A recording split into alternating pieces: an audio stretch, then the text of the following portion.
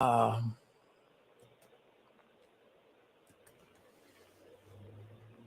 You are on the Six Grains Toll Network, the go-to site for your infinite source of precise, reliable, and factual material exposing the Watchtower organization. well, hello everyone, and welcome in to our program tonight with Gail, former Jehovah's Witness, coming out of Houston, Texas.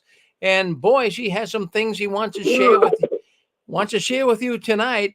So we're looking forward to Gail coming in. We got people already listening in on YouTube and and many other platforms.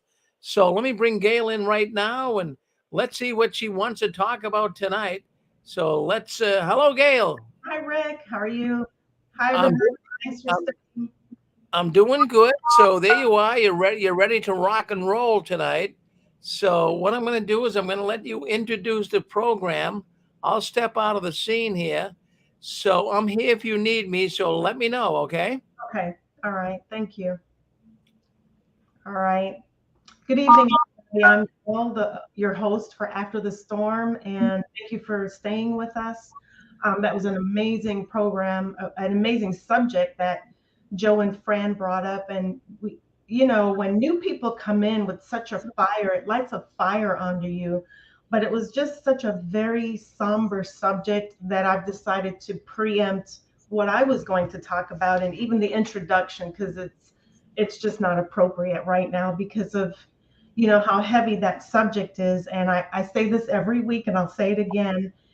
Keep in mind that there are probably people hearing it for the first time. And I love the support that I was seeing in the chat for everybody reaching out, wanting to be friends with each other, because life is precious to us, right? I was thinking while Joe and Fran were talking about how to reach those that are still indoctrinated. Okay, so we know as ex-Jehovah's Witnesses that suicide is a problem due to shunning once we get out. But the challenge is reaching those who are still indoctrinated and are going through the same things we are. Um, I was trying to chime in because I also thought about the indifference that I saw when suicides happened in my area. So about, let's see, 2015. So 7 years ago, a well-known sister took her life. She was on every assembly program. She was a regular pioneer. She was well liked, and she took her life in a tragic way. She hung herself, and it hurt everybody. We were all hurt by it. She was in a sister congregation, and it just shook a lot of us. Um, I think some may have known what the issue was. Some were saying, she was depressed. Some were even the funeral, her memorial was held at the Kingdom Hall, and some were surprised about that. And that's where I was like, wait a minute, is that what we're talking about? Why is it held at the Kingdom Hall? So this theme of lack of love runs so deep within the indoctrinated members that they don't realize that what they're demonstrating is a lack of love. So a few weeks went by, people are still struggling with her death. And I asked the elder, how is everyone coping with her death? And he said, you know what? We just need to we just need to let it go and move on. And I was like, what? I was still a witness at the time. But he said, everybody just needs to let it go and move on. And that was a very sad comment for me. Looking back, it wasn't until a couple years later when I was disfellowshipped that I realized how I knew it was cold at the time, but how cold can you be to say, just let it go and move on?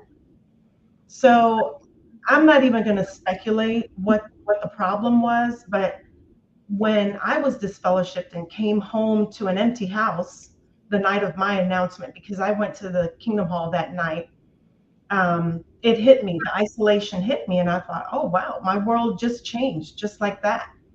And so I went through that. And ended up in the hospital that morning.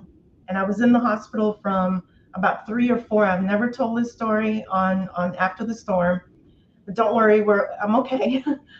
But anyway, I spent the night in the hospital, and I was discharged at 10 a.m. the following morning. They never got it out of me why I was there.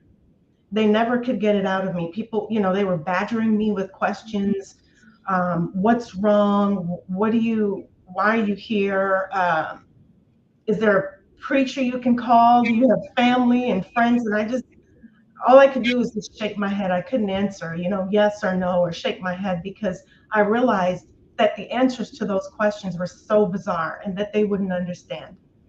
So I was discharged, but I still went to the meetings for 8 months after, because, like every indoctrinated witness, you think, okay, I got myself in this position. What are you going to do to get yourself out of it? And then I woke up 8 months later, thank goodness.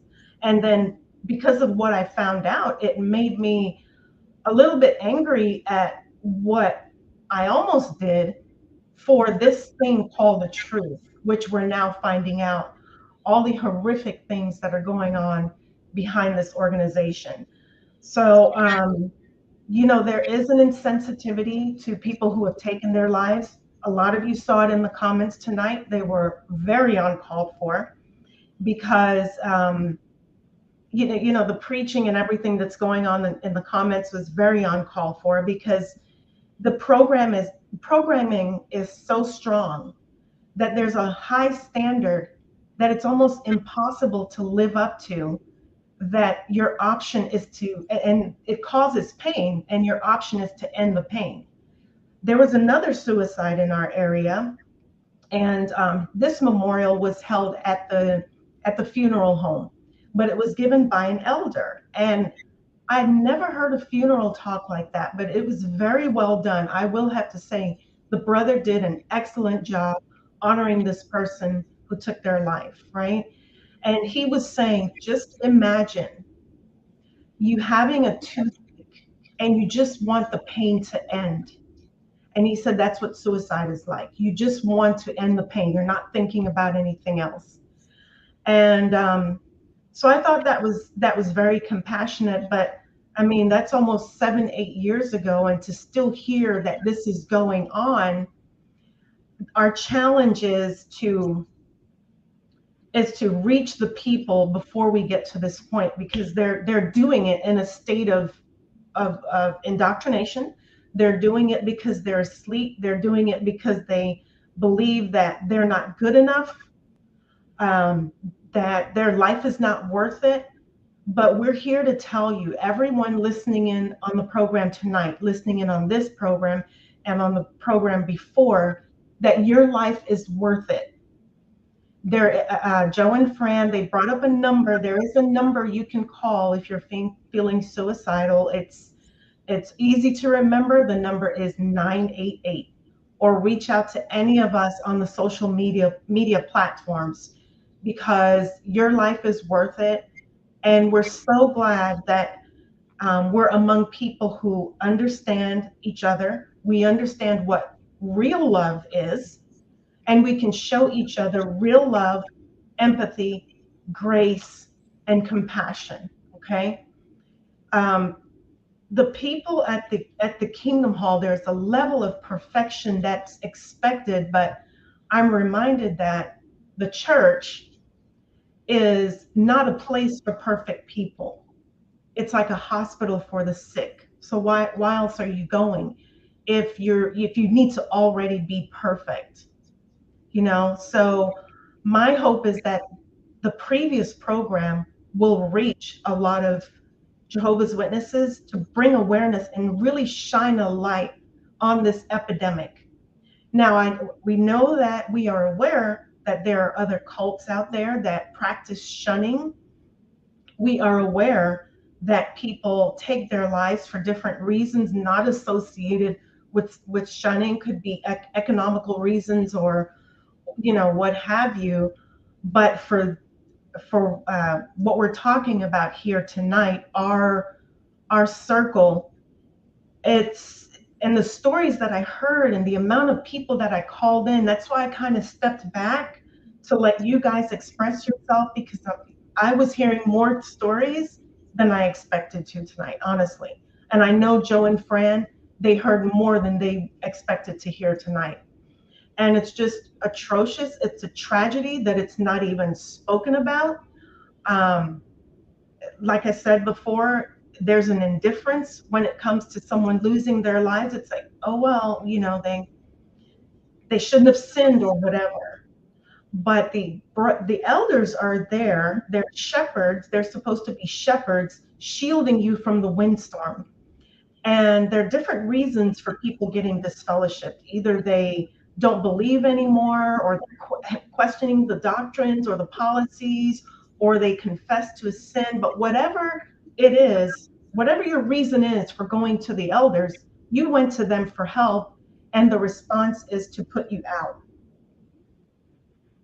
That's not love. That is not love. And then to further indoctrinate our family members that were taken away from us, you have to understand too that it's a blackmail tool. It's a tool to prevent people from leaving. And Watchtower, using it as a tool to keep people in, they're thinking, well, they need their families, they'll come back.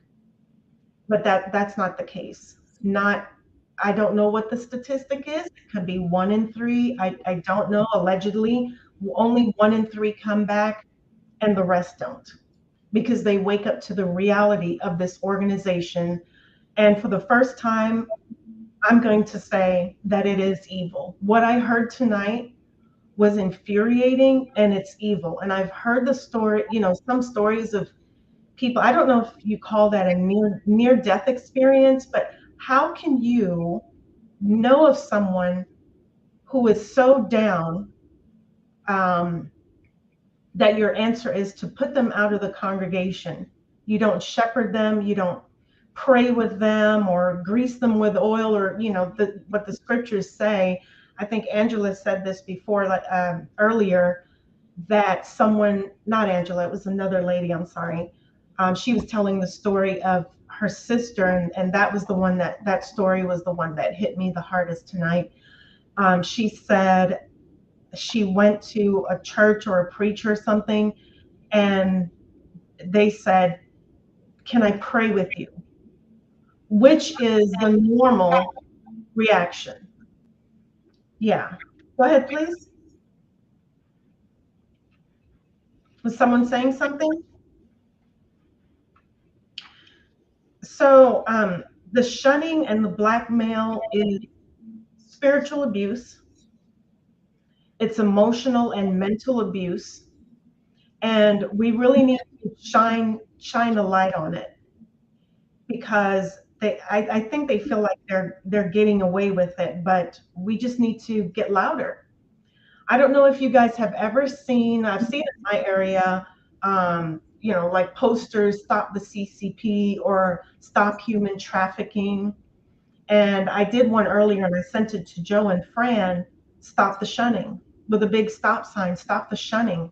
How great would it be to get that out all over the world? Stop the shunning, to bring a light to it. Because honestly, a lot of people, I've heard, people talk about putting it in the newspapers, reaching out to news channels, reaching out to politicians or what have you, going on the local level. And many of us have tried that, and it's like a subject that they don't want to touch. So we've got to do it ourselves, make it a grassroots effort, and bring it to the attention of the people. And when people hear about this, because right now it's a quiet thing that's going on. It's hush hush. It's an uncomfortable subject to talk about, but it needs to be talked about. It's easier to talk about other subjects, but when it comes to people taking their lives, it's too painful. No one wants to talk about it. But we ripped that Band-Aid off tonight. Thank goodness. We ripped the Band-Aid off tonight, and we're exposing it, and we're giving it the airtime that it deserves. We're giving the people who took their lives the airtime that they deserve. And sorry,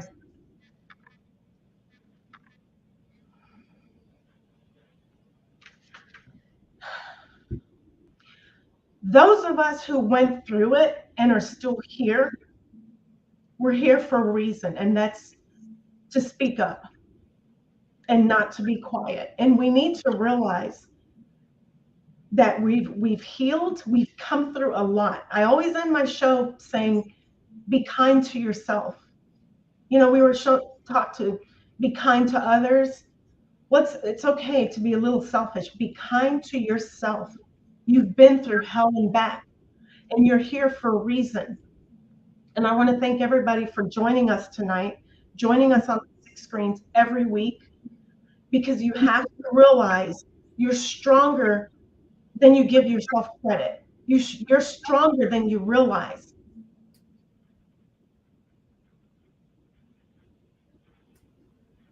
And now we have a duty. We have a duty to get this out, to speak out about it. Whatever the reason is, people take their lives, whether, it's shunning or isolation, or they just can't believe. It's wrong. It's wrong, because where is the free will? We're taught about this free will, but a lot of people that are born into this religion, I heard a lot of third, fourth generations on the call tonight that are born in. There is no free will. You're born in, you're indoctrinated in this religion, and you don't have free will. You have to follow the footsteps of your family, and if not, this is the consequence. And if you're put out, well, and you just you think you want to take your life because you can't live without your family, that's not free will. So I want to thank Joe and Fran for bringing up this very tough subject tonight. There's no way I could have gone on with my regular programming, because what I was saying earlier is those of us who survived it, we have the responsibility now to be the voice of those who are no longer with us. So I look forward to following their lead, seeing where Fran and Joe and Fran will take it from here. I think they mentioned they got in touch with somebody locally. That's great. We don't know the number, sadly, because Watchtower never talks about it. But anyway, that's really what I wanted to say right now. Yeah, come on in, please. Thank you. Hi, Gail. This is Apostolate. Can you hear me? Yes, Linda. Hi. Hi. I just wanted to tell you, I'm right there with you. I get just as sad and just as mad, and I get that feeling of defeat that I'm seeing in you, because every single place you turn, it's like there's a block. And it's defeating. It feels defeating. And I really like that Joe said that this is not a religion. So when we think about it as this well-oiled machine, kind of like that whole thing about you are the weakest link. Whoever's the weakest link needs to be disposed of, needs to be gotten rid of, because the well-oiled machine needs to run well. So people are just disposed of. Yeah. And when you see it in that light, it makes more sense. Expecting it to be like this pastor that gal called that said, "Can I pray with you?" We're not going to get this in the Watchtower. We're just not. Yeah. Thank you for sharing, Linda. I'm hopeful. What I heard in Rick's World News tonight, when he was talking about the advertisement that they're paying for, yeah, I was feeling defeated during that, because they're lying to so many people about going in field service. As a matter of fact, I will share this. My dad called my brother, who's not disfellowshipped, and told him that, you know, the people are happy to see them out in field service again. And I mean, I beg to differ. And that the Kingdom Hall attendance, you know, pre-COVID was 120, and now it's 160, and that's because they're merging Kingdom Halls. And my brother called him out on it, and he said, "Oh no, that's not the reason," you know. And the call didn't last much longer than that. But this is a multi-billion-dollar organization, and they have the finances. They have the finances to buy advertisement, to get on the air, and also the protection that I spoke about in previous shows. They have the protection behind them to where judges won't talk about it, politicians won't talk about it. So we can't feel defeated. Please, please. You know, first I want to say that I'm glad that you all are still here with us. You have to know how extremely special you are. You have to know how extremely special you are. And like Dan said, that you're a miracle, you know, but my heart aches for the people that didn't make it. And that's why I feel all of us feel the obligation to be the voice for those who can't speak up for themselves anymore. And I am ashamed to say I was a part of this organization. I really am. And I'm proud to be out, you know, living my best life. That's a term they throw around. Well, you don't know what freedom is until you're out, until you're no longer under that indoctrination. If you can hear these stories about the attempts that people have put on their lives because of this organization, if you can hear the stories about people who actually have taken their lives, and you can still stay in that organization, I tell you what, you belong there. You belong there. But if anything that you've heard between this program and the previous one touched you, and you are appalled by it, we invite you to help us get the word out. Let me check the comments. I don't have it up. If anyone would like to come in, please do.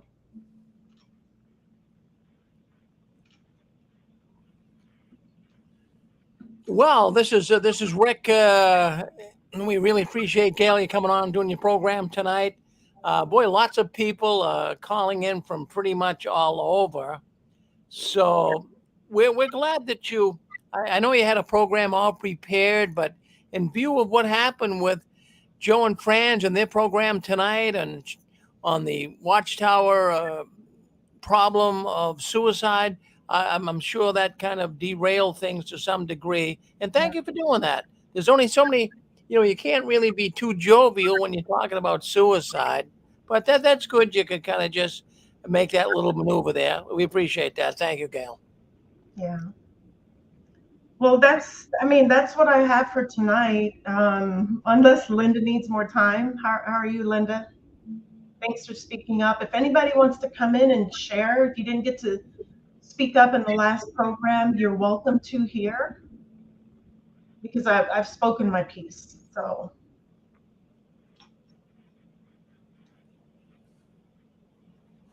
Well, go ahead and hit *6 and say hello to Gail. My goodness, Gail works hard too. She puts together programs. She's Hello. Go ahead. You're on with us. Yeah, this is Thomas Hawson from Lawrence, Kansas, and thank you for coming into your program. It really sounds very interesting and real fitting to hear this information. Yeah, it's a massive problem. I think it's a lot worse than we even realized. This suicide and all the shunning and everything.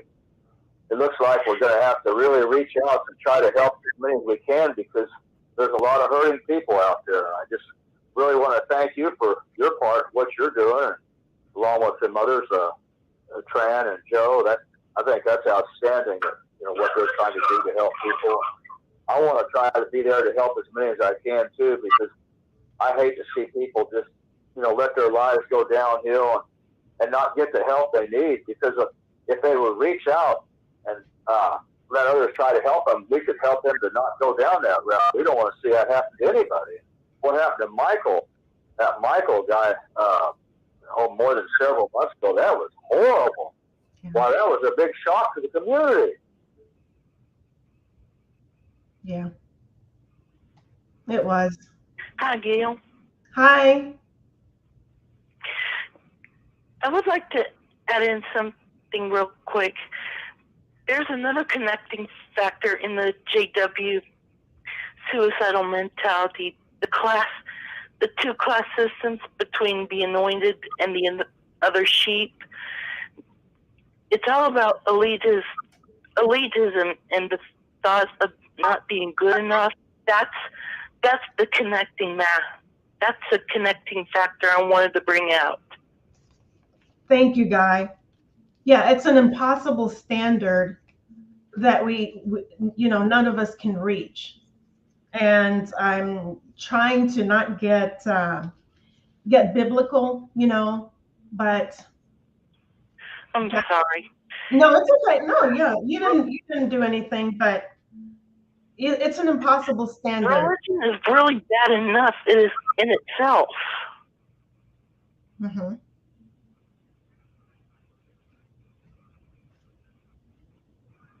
Yeah. Another thing I wanted to bring out is I knew a couple people personally who committed suicide, and one sister from where I lived in, and had her memorial at a Kingdom Hall, and the elder giving the talk said very little much else about her faith except being a descendant of William Tyndale and all of that. Mm-hmm. And another suicide I knew, his name was Scott Paddock from Benny Springs, and his widow and his daughter got interviewed at the West Palm Beach Assembly Hall in 2003 because of that. And I cannot help but feel sorry for them. This is for Stacy and Eva, if they're listening. This is for them. Yeah. And the devastation, to think of the devastation that the families are going through, having to live with that. Our hearts go out to the families of those who have taken their lives. I mean, this mom that took her life 7 years ago, she left 2 young children behind. One was going off to Bethel, one was a pioneer, following her in her steps. I don't know, but This is ahead of that time. very sad. Hi, Joe. I'm sorry. What'd you say? Hey, Gail. Yeah, we're listening. Hi. Hello. Yeah. So if no one has anything else, I do. Yes, come on in, please. Hi, Gail. Thanks for sharing your story personally. That really touched me, and thank you for speaking about like the last call and how hard it was. It was hard also to like be reading chat at the same time.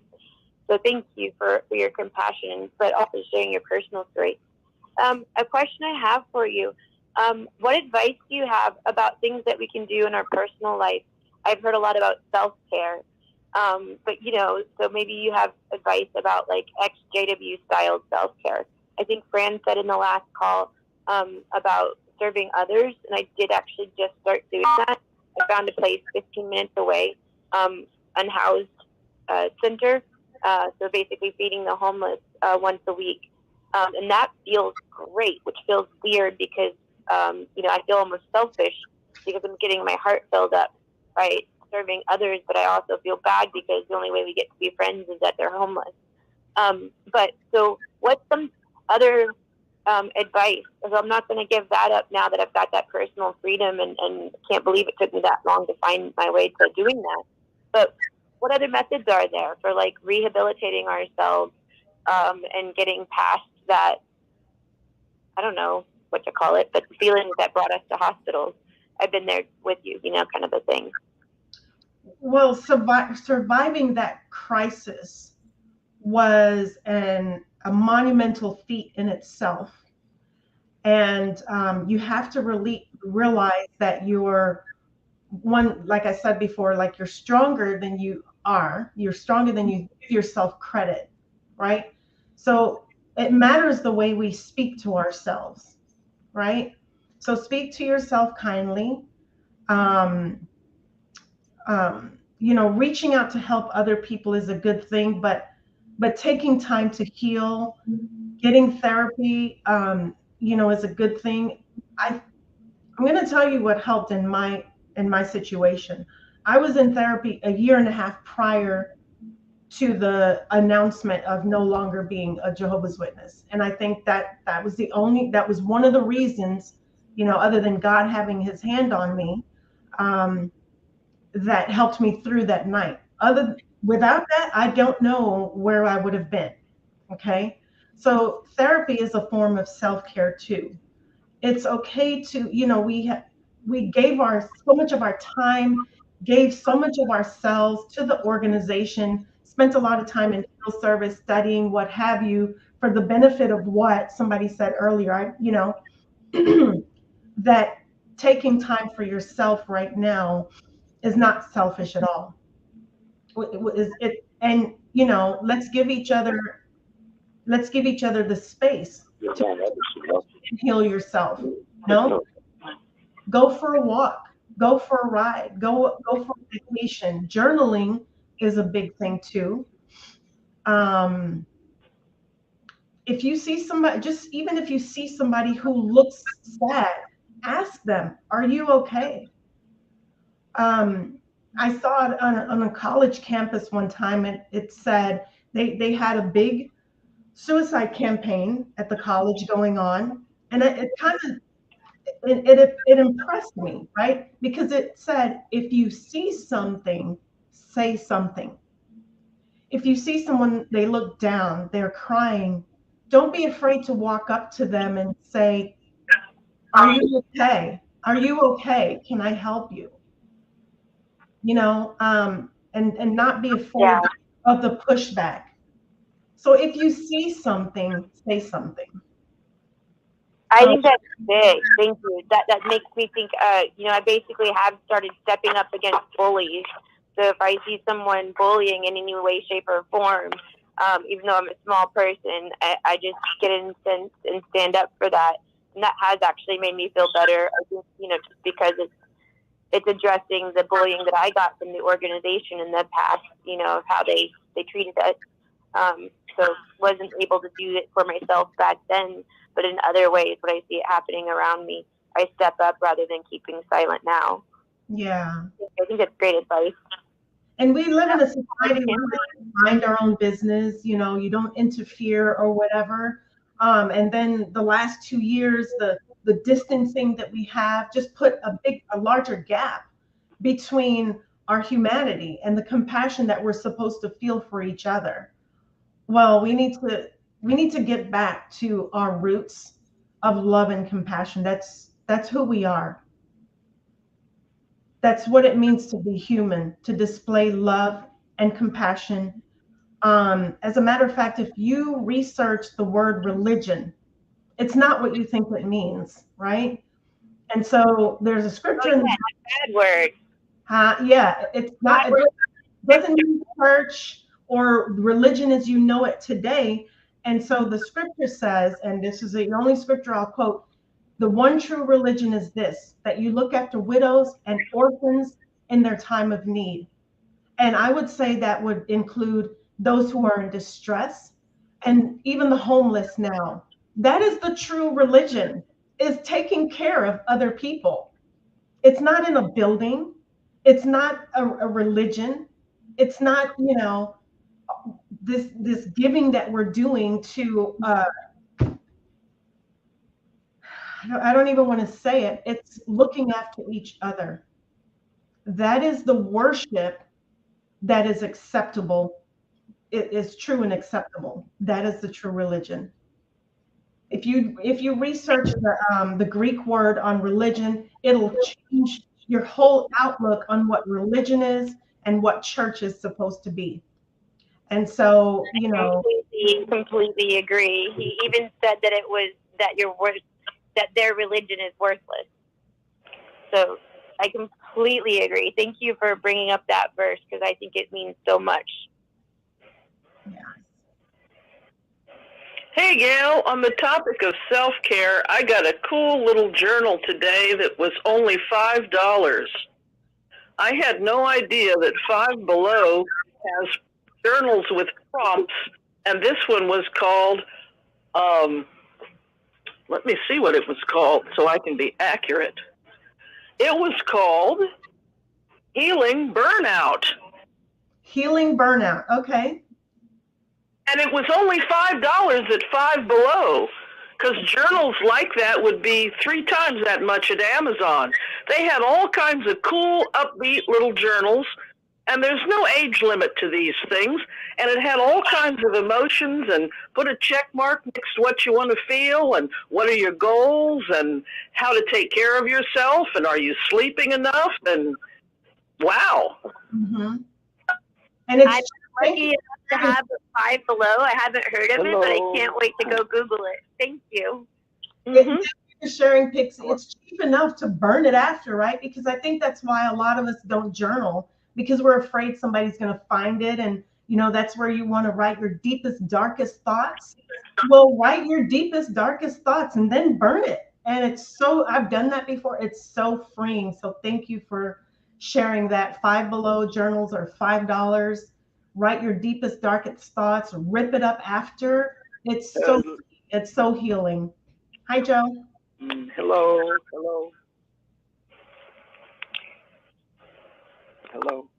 Yes, go ahead, please. Well, okay. I like the thought of self-care. It pays to be around people that love you. And that's no simple thing. Someone that loves you and you returning that love. And so then we're more selective with the people that we choose to be with, other than that type of arrangement that we had previously. I mean, there were people that we probably would never have chosen to be around or with. Exactly. We were trusted. But this is different now. Now we get to choose, and we get to exercise our feelings. There's 3 factors that go for spirituality, and it's not what Watchtower defines.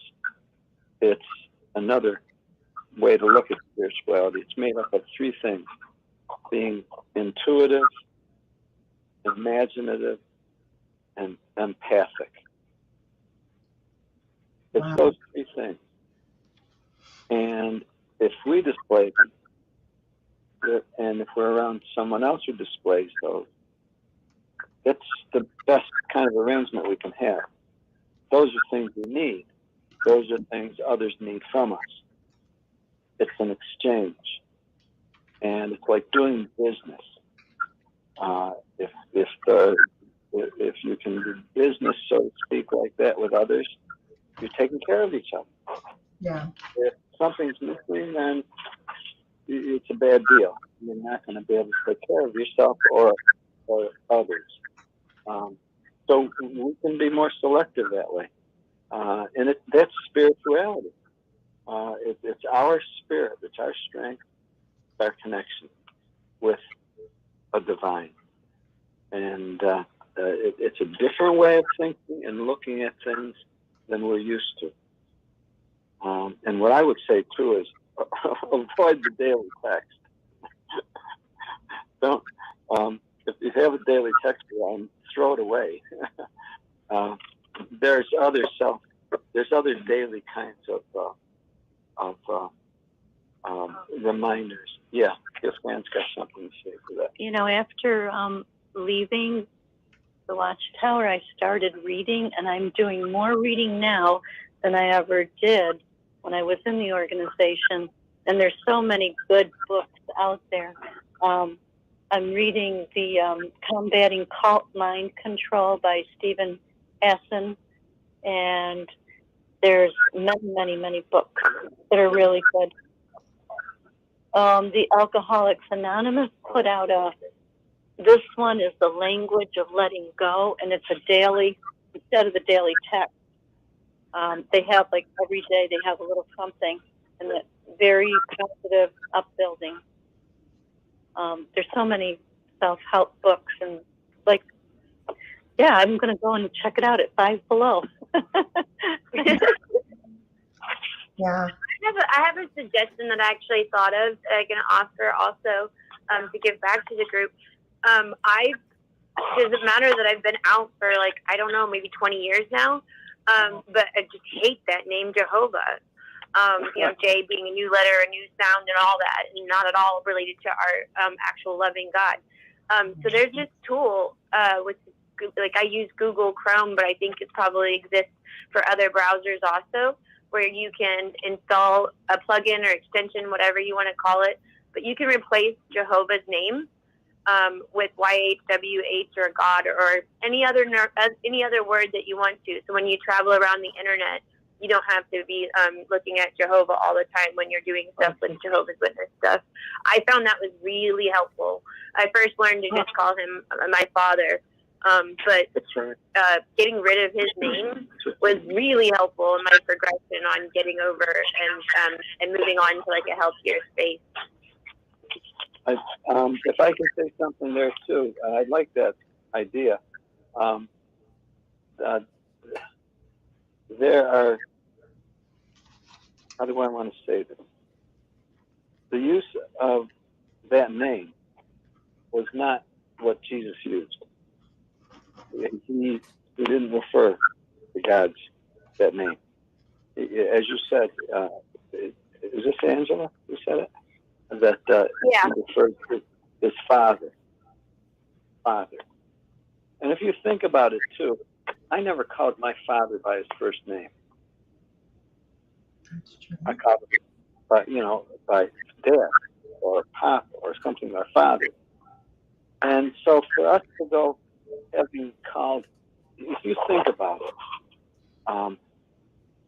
the Creator by his first name, it would almost be viewed as disrespectful if you were to do that with someone else who had stature over you.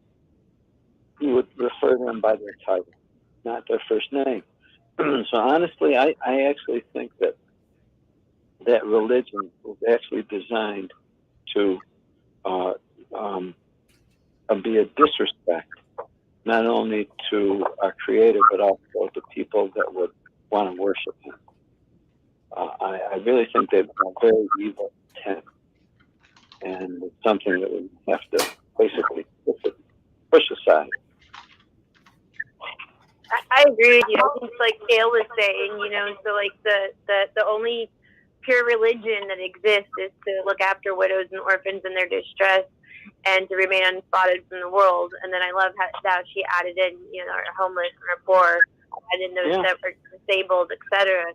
And also in Revelation, we said plenty times peddling the Watchtower and Awake that you're supposed to get out of them, right, people. It's not like you're supposed to get into another sheep pen. So, even in Revelation, so when I'm talking to other Christians without worrying about what denomination they're from, I just say, oh, no, thank you. Like, invite me over for dinner. We'll do bread and wine. I'd love to commune. But, not really interested in having a church fall down on me. So completely agree. Gail's so right about researching the original meaning in the history of the word religion. And it's very freeing. Knowledge is power, so thanks. That's right. I'm going to put myself back on mute. That's right. Great comments. Gail? Yes. Hi, honey. If I could share a couple things. When I was at my lowest point, is when I was first disfellowshipped, and then my husband says, I'm divorcing you. It's a relatively short period of time. After 37 years of marriage, it was very difficult. and having no friends, you feel lost. And I'm not talking about churchianity, because there's plenty of churchianity out there, and it's not Christianity. But what I did was I found a divorce group that met at a church, in the church basement. That way I got to know people from different churches, kind of know who I'd want to be friends with and what I'd want to do. And the next thing, believe it or not, well, I was like Fran, I read a lot of books because now the world is like an oyster. I could just crack it open. There are so many books I could not read as Jehovah's Witness. So any questions I had, I could find a book on the subject or look it up on the computer. And yes, I started examining Jehovah's Witnesses on the computer. And that's how I found Rick Barron and his program, Six Screens. In the first place was through that. And another thing I did when I was at my lowest point is I took up crafting. I took up a hobby. And the one that I stuck with is crocheting. And I crochet till this day. And it really helps to have something to do, because when you're sitting there and you don't know what to do with yourself, and you don't really have any energy to do much, if you can get your mind in doing your craft, whether it's puzzles or crocheting or making jewelry or whatever, building boats in a bottle or whatever. But it just helps take your mind off, even if it's only for a short while. Yeah. And to something to fill the time that we gave up, right? Is someone there? Yes, Fran. So during COVID, it's funny, we found this, Joe found a keyboard on the side of the road with a stand, and it did not have, all it was missing was the plug, the power supply. Well, he brought that home, and he was kind of playing around with it. And I said, and our daughter was learning how to play, and I said, you know what, I'm going to learn how to play this. And I started just by getting some on YouTube. My friend who doesn't speak to me anymore, she showed me a few things. And so I've been playing, and I never thought at 70 years old I'd start playing piano. But see, you never know. You just have to keep your options open. Yeah. That's what I want to say. Thank you. And I'm sure we all felt. Say that again. Can you repeat that? Well, who are you talking to? Can you repeat that last thing you said, please? Oh, I just said I thank Joe for finding the piano. That was a good find. That was a good find. A question I just thought, I mean, the love that everyone is showing to each other tonight has been so touching, but was there a time that you felt guarded from letting people in your space because of what you went through in the organization? Can anybody speak on feeling guarded? I know I did, and I forgot who. Go ahead. Hi, this is Brad from Australia. Hi, Brad. I've been out for about 20 years, but from when I first left to when I first saw the Royal Australian Commission, I was always very guarded. And the reason I was always guarded was, I'm sure everyone here understands, I couldn't even talk to my wife about it, because as soon as you start talking about how you were raised a Jehovah's Witness and the things that you went through, there's like a weird expression that goes over their face. Like it's not that they don't believe you, it's just that they find it so incredibly hard to believe that anyone would go through that they don't understand. And so for the longest time, I was yes, very, very, very guarded, because it didn't seem like they understood. And even when they did understand, you usually get that, well, why were you stupid enough to stay in it for that long? Oh my gosh. Yeah. And I'm not a stupid person. And that makes it worse. It makes it worse. You don't want to share with anybody because they don't understand. That makes it worse. Yeah, yeah. And like you don't even tell people that are the closest to you either because of that. Because they're just not going to get it. Yes, whoever is saying. Hello. Yeah, Brad, I got to tell you, we were in it for 36 years, and the same thing. They asked us, why did you stay in it that long? And it's like, Yeah. I don't know. It was wrong. Well, I know exactly why, because I was brought up in it, and everything that I knew was that. And as far as I was concerned, it was the truth for the longest period of time. Right. And without that, I had no family, and I had no friends, and I had no home, and I had no job, I had no anything. It's like, what would you do in that situation? No, you would do the exact same thing. I totally get it. You know, whereas I had a different circumstance. Fran and I came in, and we had a life before that. We had a culture. We had everything. We went to college. We had a culture, and so it's like, I don't know why I'm getting into this, but we are. It was because of our family, a young one, and that unfortunately is what kept us in. The fact that we had started the young ones in, and oh yeah, I forgot to mention the guilt of bringing others in, knowing and realizing it's wrong, and so wanting to stay beside those people. That's another reason to stay. Yeah. Well, my brother was abused within the congregation we grew up in, and he's still a Jehovah's Witness. And for the longest time, I was thinking of going back just to be by his side. He's tried to commit suicide 4 or 5 times now, and so while I'm not a Jehovah's Witness, and I'm never going to go back, I just have to wait around for when he's ready, and and I'm there for him every time. Unlike the Jehovah's Witnesses, and then every time they come and take him back, and it's very heartbreaking. Yeah, but at least I'm not stuck in there. That's something. That's you're showing him how to get out. Yeah, they isolate you from the outside world is the biggest thing. I mean, that's what they do, and I'm sure that's what they're doing with your brother, and you're really you're doing a real good service for him as far as being for him if he wants to leave. Well, yeah. You want to hear how sneaky they are about it? So the first I believe it, but go ahead. He had a mental breakdown because of the sexual abuse that he had, and that mental breakdown ended up manifesting when my father was in front of him yelling at him. And so when he had a mental breakdown, he almost murdered my dad, who's an elder still. Then he was in hospital for a few months. I stayed with him the entire time. I lived with him for the entire time. No Jehovah's Witness came and visited him ever. His wife didn't come and visit him ever during that. My parents didn't come and visit him ever during that. And then one day, the elders started turning up to chat with him, and I wouldn't let him talk to them without me in the same room. Sure. And then one day, I had to go back home because he lived about 2 hours away from me, and I have a family and everything, and I had a bit of an emergency. So I jumped on a bus and went home. And while I was not there, the elders went to him and they said, "You know how witnesses, they don't sue each other.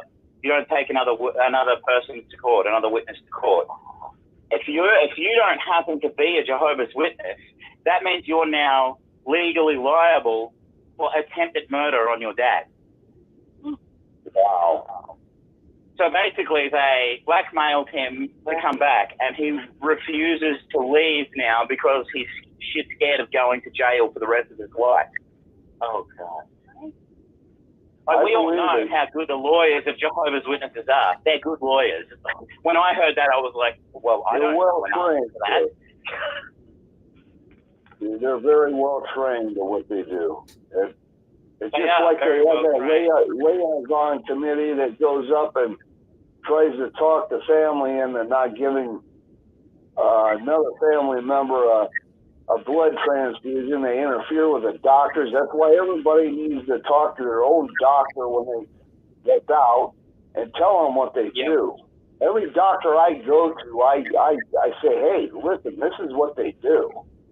They have a committee that comes up. They're well trained, they're well spoken, well dressed, and they interfere with somebody that needs a life-saving blood transfusion.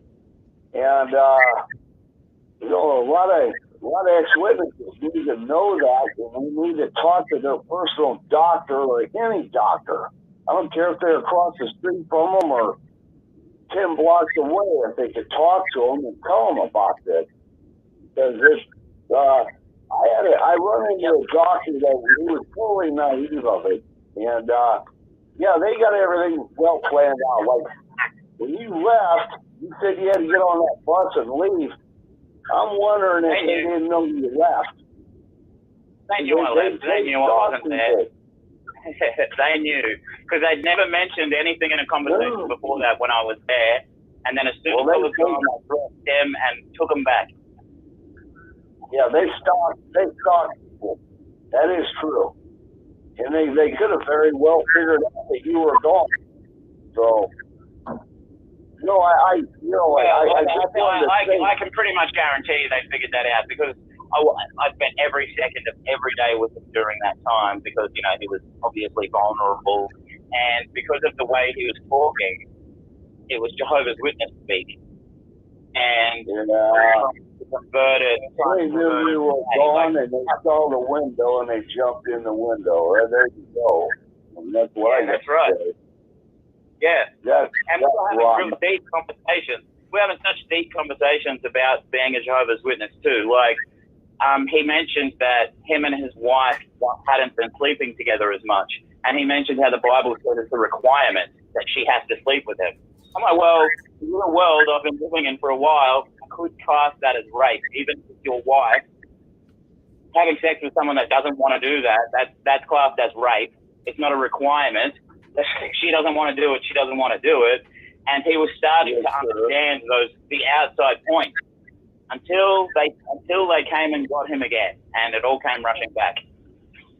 Wow. Yeah. They knew you left. Somehow there was, like I said, they were doing some kind of surveillance, or maybe he told them. Did he tell them? I think his wife told him. I think his wife told him I was gone. I called my wife. I called his wife up to tell him that I had to go, home for a little bit, and I think she might have told him. Well, there you go. I'm sorry. Which is so stupid idiot lady. Yeah.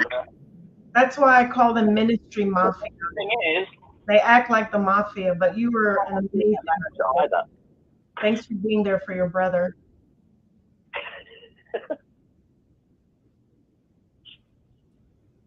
They're ministry mafia. They have no love in them, but look how much love there was here tonight. And I'm so proud of all of us, Yeah, we're showing people the way. Because usually people leave and you don't hear from them again. You don't know what they're up to. You just have the images of what Watchtower tells you they're doing, which is totally false. So, I'm glad that there are platforms here. There are Discord channels, especially for people who are PMO, physically in, mentally out. If you would like an invitation to a channel like that, we heard about different Facebook groups or Twitter or groups that you can reach out to people. But if you need more anonymity than that, there are Discord groups. I don't know how to send the invitation, but you can message me or ex-witness awake. If you'd like to put that in the chat, please feel free to do so. But we realize that there are many in the organization who are not able to leave yet, and that's what we refer to as PMOs, physically in, mentally out. So there is support for you through outlets like that. If you don't want to go public on Facebook, we understand. So you have to really do what's best for you. And this Discord may be another channel too, but please reach out. I know that we are reaching people who are still a part of this organization, that they're hearing this stuff for the first time it's brand new information to them. And we're all here to tell you that it's real, what people have gone through, but the freedom, nothing beats the freedom. And that's real as well. It's more, when you wake up and come out of that organization, you realize that you were asleep, you were zombified, you were a mummy or whatever. You were in a state of, you're just asleep and just totally, totally not aware of the outside world. Well, I'm sure a lot of us can convert. Huh? I watched some videos the other day on YouTube. There's a book called Leaving Utopia. The woman is a therapist, and she was talking about a variety of different groups. And when she mentioned the Jehovah's Witnesses, being a born-in is a very different dynamic than being someone who converts to it. Wow. You really have to figure out what interests you when you leave, because you don't have a world that you go back to. You have you. Yeah. And that can be fun depending on your personality, finding out who you are. It can be fun trying different things. And, as one of our guests said previously, stay in the middle. Don't go too left and don't go too far to the right. Stay in the middle while you're healing and finding yourself. But we can't stress that enough. You need to take measures to heal yourself. And if speaking out is one of those measures, then do that. We talked a lot about different self-care measures that you can take tonight. But definitely speaking up is one of the top priorities for many of us here. And I'm so glad to have you all in my life. I'm so thankful for all of you tuning in tonight. I mean, I don't want to leave you guys in this state, in this somber state, and I always end the show by saying, be kind to yourself. And, I give you permission to do something selfish, excuse me, do something selfish for yourself and not feel guilty about it. That's the thing. Don't feel guilty about it. You're taking care of yourself, because a lot of us are waking up in different age groups, from your teen years to the 80s, I've heard of, so, and the most important one thing I want you to know is that you are not alone. You are not alone. There's nothing wrong with you if you, feel a certain way. And there are more of us than you realize. There are more of us than you realize. And I think Can I read the letter that we finally made up? Sure. We started fading from last December, and we agonized with the idea of whether or not we wanted to dissociate or fade or whatever.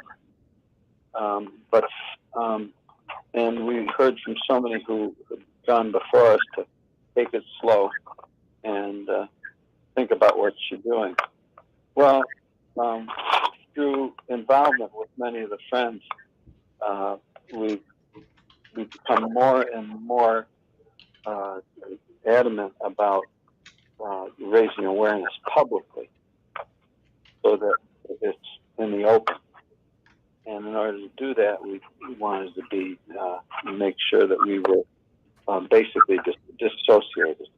And we're not interested in them disfellowshipping us, but we would rather take the effort and just disconnect ourselves. So that's what we're doing now.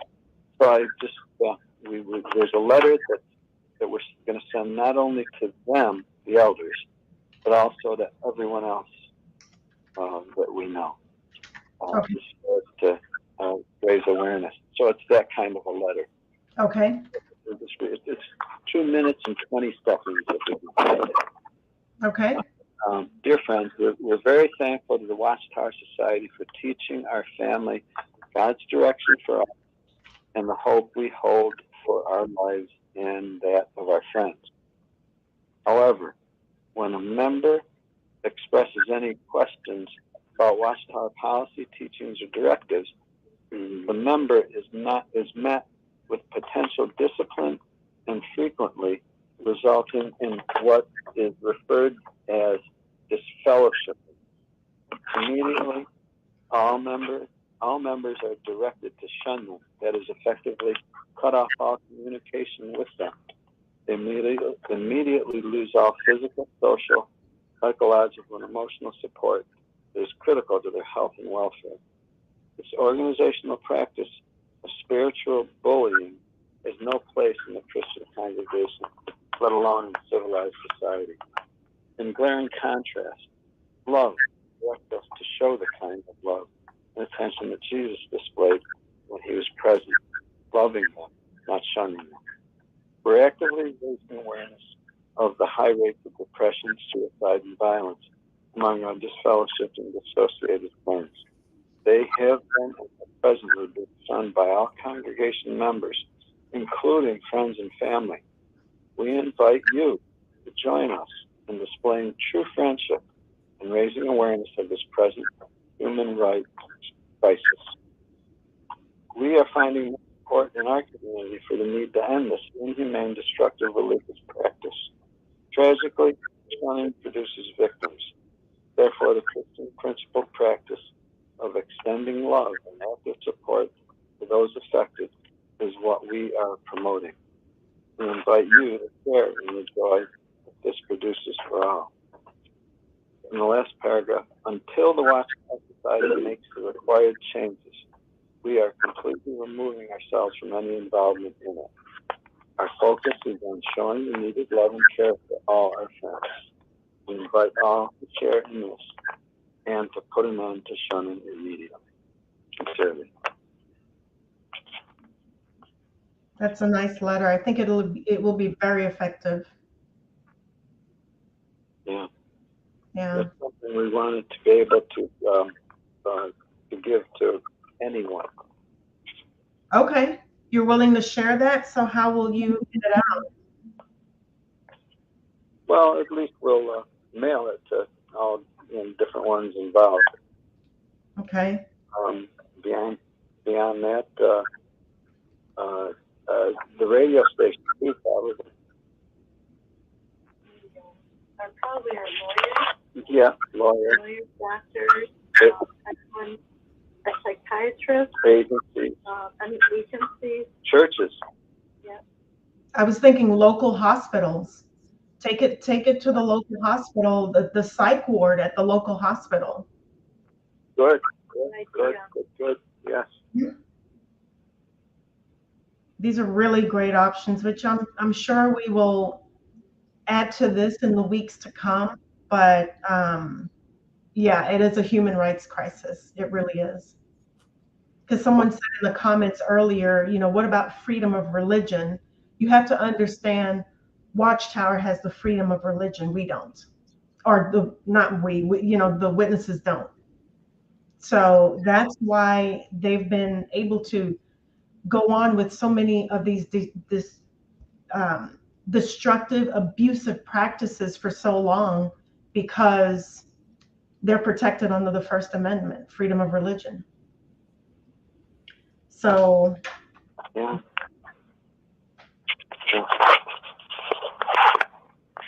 One thing you can do, Gail, you can sue if someone were to be disfellowshipped, and let's say it's in Greene County, Pennsylvania.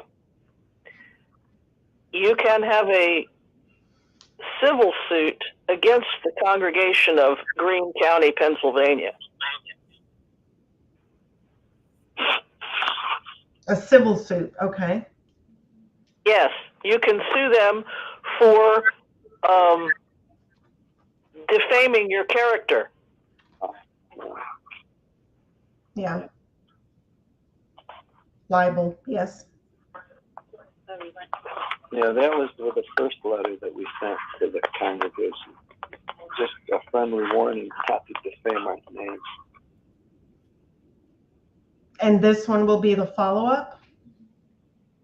Yeah, yeah. Okay. That's with the last paragraph is where we said, until the Watchtower Society makes the required changes, we're completely removing ourselves from any involvement. Well, Yeah, that's they great. associated themselves. I'm just going to bet that. I don't want to use their words. Well written. Yeah, I understand. Yeah. Well written. Well, so a lot of people are asking for a copy of that letter. Would you like to post it on your Facebook group after you? Well, what we can do, Gail, I'll pop in here. Mhm. I have a copy of the letter. If someone wants to write me at jwworldnews@gmail.com, that's Rick Farron here at jwworldnews@gmail.com. Say, I'd like to get the letter from Fran and Joe. I've got it here. I'll email it off to them. Okay. Yeah. Thank you very much. Yeah, but we'd be glad to do the same too. So either way.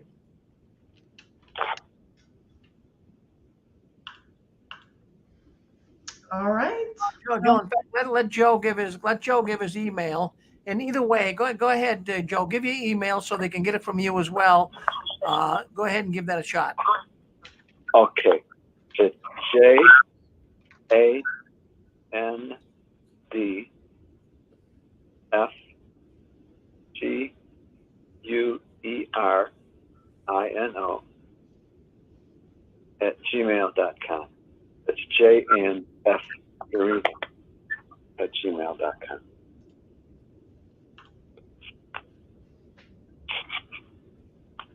You know, we can write it right in. Oh, yeah. Yeah, maybe we'll do it right in the comment too.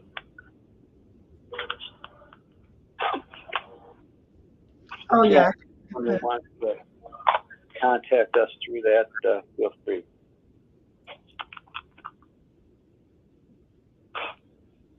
Okay. Well, I am going to clear the way for Pasta Babe. I'm curious to see how she opens her segment. But thank you so much for everybody sharing tonight, sharing your experience, being vulnerable, to open up, and what you went through. And just reminding you that you all are so special, and you belong here. You belong here at this time. And I'm so glad you all are here. Even though we don't know each other, we've never met, I feel like we have family, a sense of family and community among each other.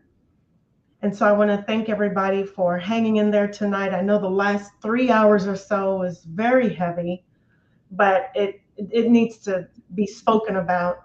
And that's the only way you're going to shine a light on the darkness, is by, shining a light on it. That's the only way you get rid of evil and darkness, by shining a light on it. And people have done it for years, and we will continue to do it until there's change. So that will do it for me. Thank you for joining me on another episode of After the Storm. And I will be back in 2 weeks. Hopefully I can pick up the subject of what I was going to talk about, which is the vow of poverty and doing shadow work, which it probably would have helped tonight, but we'll do that on the next show. So thank you for being here, and have a good night, everyone. Take care. Bye-bye. Thank you, Gail. Thank you. Fran. Thank you, Joe. Wow, we appreciate your program, Gail. Thank you very much. We thank you for the time you put into it, and we'll see you in 2 weeks right here on the Six Screens Tele-Network. Now, don't go anywhere. We have got your favorite apostate. She's coming up next. Her name is Linda James, and she goes by Apostate Babe. So she's coming on next. Don't go anywhere. We're gonna end this broadcast now, but then what we're gonna do is come back in about 2 minutes, and Apostate Babe should be on with us. I'm just checking my YouTube feed here, my streamline, see if she's coming in. So yeah, hang in with us. We've had a good program tonight. Lots of people have been listening in, and they're really, I mean, more than ever. I couldn't believe it. I think tonight we had 15, 20 new people coming in, which is really, really amazing to me. And that shows me that more and more people are leaving the Watchtower, and they're coming in real time and talking to the people that have these programs. And we appreciate all the people that have the programs here in the 6 screens. And we really do thank them for putting forth an effort for doing what they do. And it takes time, friends. You just try to stop and think about it. I mean, remember when you were a Jehovah's Witness and just writing a 10-minute talk, a 5-minute talk, it was work. But imagine putting together a program where, it's hours and hours, and, all of our people, they put things together, they come on and pretty much prepared most of the time. And they're trying to help you to get yourself come out from the locks of the Watchtower, come out and learn that the Watchtower is a very evil organization. So we're looking forward to that. We're looking forward to Apostle Babe coming on. Apostle Babe, if you can hear me, we're looking forward to you coming on the stream here. So if you can do that, that'd be wonderful, and get you on the stream and get this program going live. Yeah, we've been. Hey, Rick. Yeah, go ahead. Hi, Rick. It's Linda. Sorry, I wanted to add something here at the end of all this. Yeah.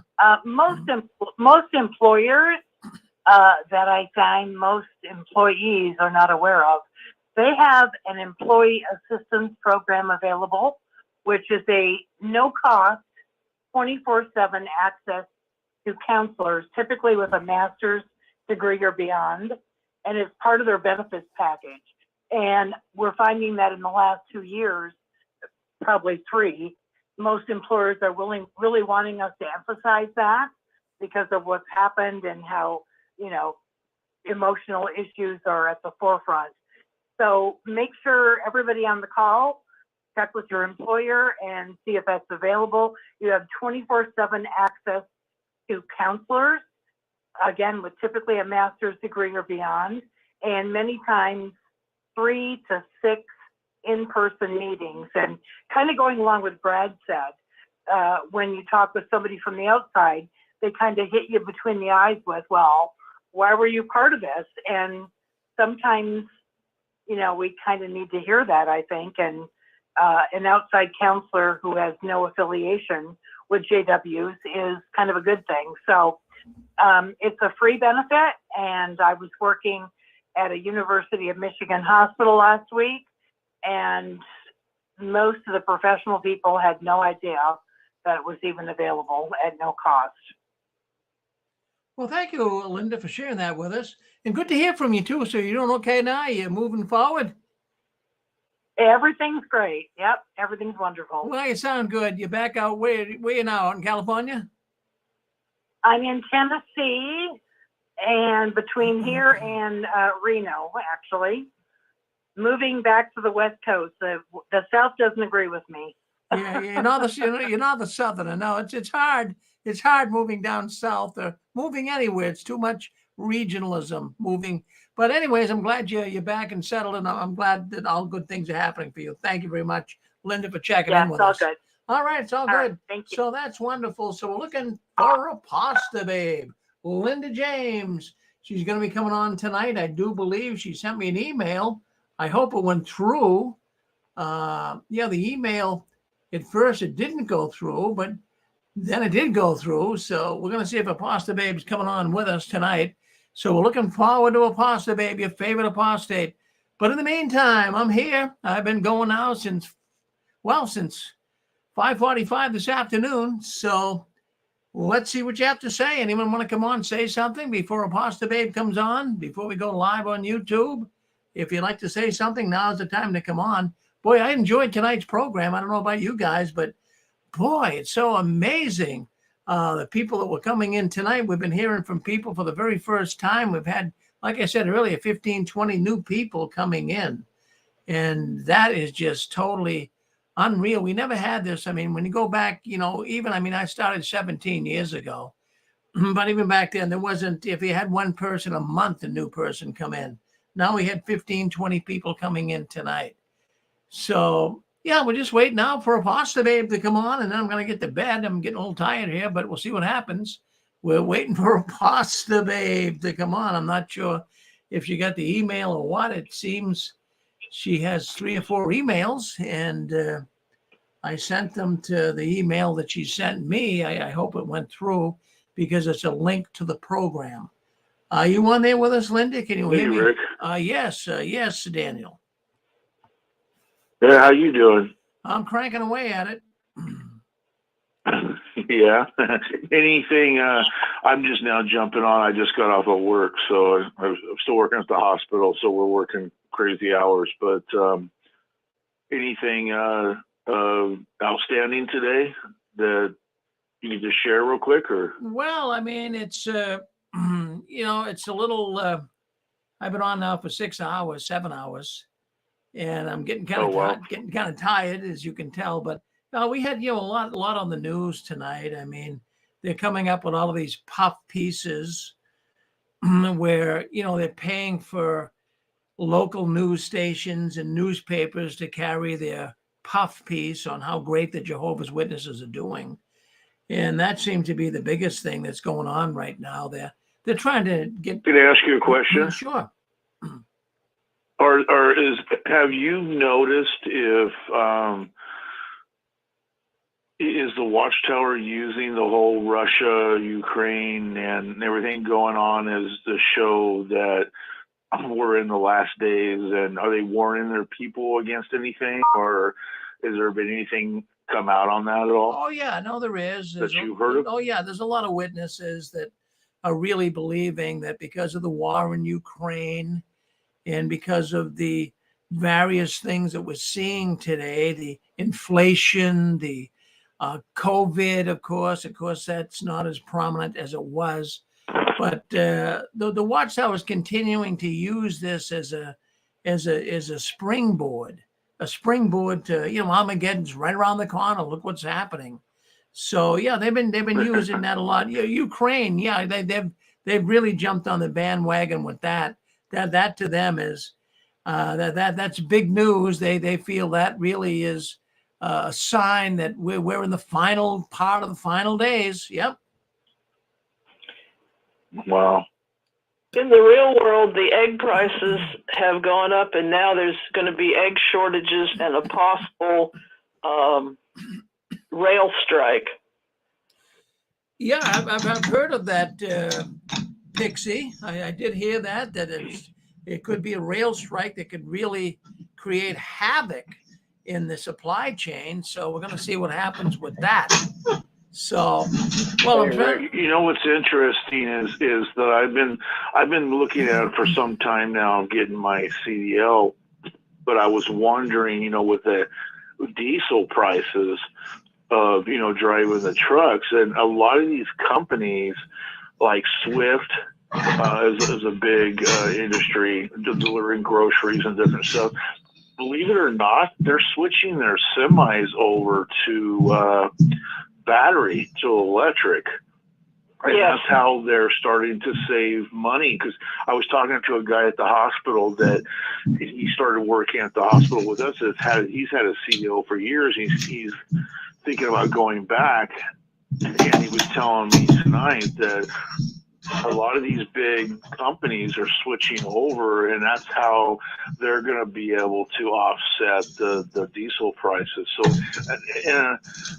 I mean, it's kind of scary in a sense because they talk about our electric grid being outages at different places. So how are you going to be charging all these vehicles and trucks? But at the same time, if we can keep our grid up, and they can manage to run these semis on that could really, I think, be a positive thing, possibly. And it is way cheaper, obviously, than the diesel prices right now. So anyway. Well, no, if you got a chance to get a CDL, I would say go for it, Daniel. A truck driver today, you can pull down close to $100,000 a year. How? Oh yeah. How would that fit into your wallet? Would you like that? Well, you know what? It would actually fit into my world very well because, as I didn't take education serious and going to college and doing all of this stuff because being a witness most of my life. So that presents an opportunity that you don't have to have a college degree to be a truck driver. No. You just got to get your CDL. I would say get that CDL and get a job even driving for Walmart or any of these companies. You would boy, you'd be in like Flint, and then not only that, I mean, don't ever think of getting your own truck, but work for a company. Geez, they'll pay you top dollar. They'll you don't have to worry about breaking down. They'll send somebody out to take care of it for you. They'll pay for the fuel, and you just get so much per hour, and you can rack up some serious money. So I'd say go for it, baby. Yeah, seriously. Yeah, excellent. Well, thank you, Daniel. Thank you for coming in. I think we got Pasta Babe on with us now, so you'll hear me talking with her. Oh, nice. So let's see. Lynn, do you want there with us? We got a lot of. What did you say? We got a lot of crackling noise coming out of your microphone there. What's going on? Yeah, we got a lot. Do you still hear it? Well, it's done now, but it's a lot. I had to shut you down a little bit, but there's a lot.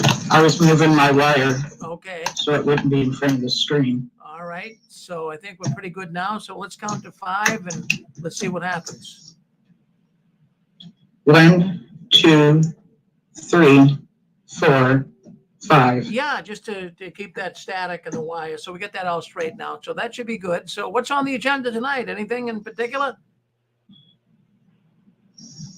I'm probably going to talk a little bit about narcissism, but I think there's a good flow going on with the suicide. So I'm probably going to continue into that a little bit. All right. Well, let's do this. Let's get things going here live.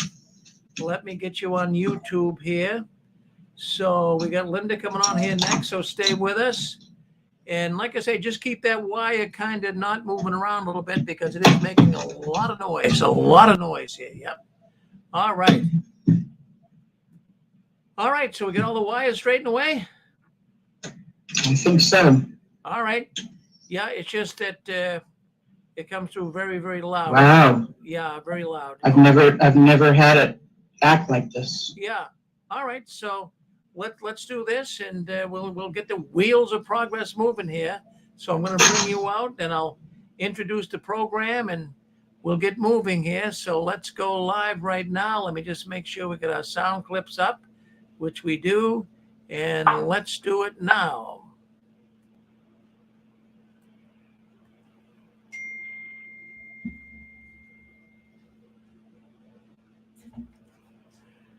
Well, anyways, we're live here right now, and we're glad that we have a Pasta Babe on with us tonight. And of course, she has a program called Healing After the Watchtower. So we appreciate her taking up this time, space, and burning the midnight oil here at the 6 screens. So let's bring Linda on right now and say hello to her. Hello, Linda. Hi, Rick. How's it going? Well, it's going good. We had a really good program tonight. We had lots of new people calling in like never before. I mean, after going on 17 years, we had at least 15 new people call into the program tonight that we never heard from before. So I think that was kind of a good thing. Really, it was unbelievable. I do too. Yeah, I heard them. Yeah. So anyways, you want to continue on with the suicide that kind of got a lot of people's attention, but you talk about whatever you want. I'm here if you need me. So I'll be listening in. So keep the wheels of progress moving. Thank you, Linda. Thank you. Hello. Were you going to play an intro or should I just introduce myself? Just introduce yourself. Yep. Okay. I'm jumping the gun. Hello, everyone. This is Apostle Babe Linda James, your favorite apostate. And as long as I keep repeating this, this is my version of ethically brainwashing you, because it takes repetition to brainwash someone. And this is why I continue to tell you that I am your favorite apostate. Apostle Babe Linda James. So, yeah, today has gone pretty well. we're talking about things that are very tough to talk about, and it brings up, we've been talking about suicide and how it affects us within the organization, the people that we've known of that have committed suicide, and trying to get down to the reasons why this happens. I have a few ideas, but I also wanted to share that it's very, I believe it's happens within our organization much more than we would ever know, because it's kept so hush hush. And just like any kind of abuse that gets brought up, the victims are told to keep quiet and never to speak about it. So it's the same thing when it comes to suicide within congregations. And it was neat to hear too, because I was under the impression that anyone that commits suicide would not have a funeral in a Kingdom Hall. And so when I mentioned that earlier, I've heard otherwise. So I was really glad to hear that. When people join this religion and they're recruited into this religion, they see it as a religion, when in actuality, I see the religion as a front to the multi-billion-dollar, real estate empire and whatever else they've got going on behind the scenes. So having the members be stuck or be loyal is a big deal. And I believe it's because the organization needs the members much more than the members have been made to believe that they need the organization. It's really important to the organization that this religion remains in front, as a front. Okay, so when you hear of stories of how people were manipulated and blackmailed and stuff like this, I hope that you consider that it's because the organization needs the members way more than the members have been made to believe that they need the organization. I think that the suicides that happen, there's a few different things. Let me go back to, when somebody is recruited into this organization, what's being presented is paradise. And this is what we're selling. That's our gospel, is paradise on earth. And then people find out later that there's going to be a remnant amount, and they are the ones that go to heaven. But most of the people in this organization have what is called an earthly calling, and they look forward to being in paradise on earth. So within the propaganda of the organization's books, there's beautiful pictures of paradise with children playing with animals. And what really shows up is families. Families are together.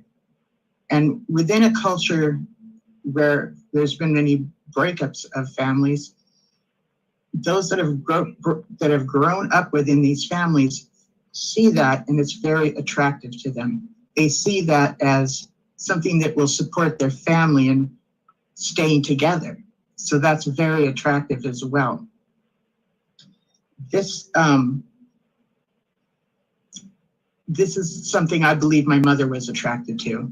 And she came from a childhood that her parents were divorced, and she just wanted to have a healthy home family, And the articles that come out that teach on different subjects, seems like we're getting the answers, And so when we get to be involved in a cause or a movement that is so much about what we would want things to be like, it's very easy to find yourself in a group like this. So we find out later on, after we've invested ourselves, after so many years within this organization, that we pretty much cannot leave. We've recruited our cousins, we've recruited our parents, we've recruited our spouse's family, our own family. And then if we catch wind that something just isn't right, and begin to consider leaving, then we end up with this realization that we will lose everything, all of our support system that we've recruited, okay? The leadership of this organization and most cults are narcissists. So they get other people to do most of their work, but a narcissist feeds off of other people. They need a supply, and the members make a wonderful supply. And I truly believe most Jehovah's Witnesses that have joined this organization are kind-hearted, genuinely wanting to serve God sorts of people. You know, once somebody becomes higher up in the echelons, they find themselves having taken part in things that they didn't realize was criminal or deceptive. And that's also something that can be used as blackmail as well, because they come to realize they've committed some kind of criminal act. And that can be used against them to get them to stay within the organization.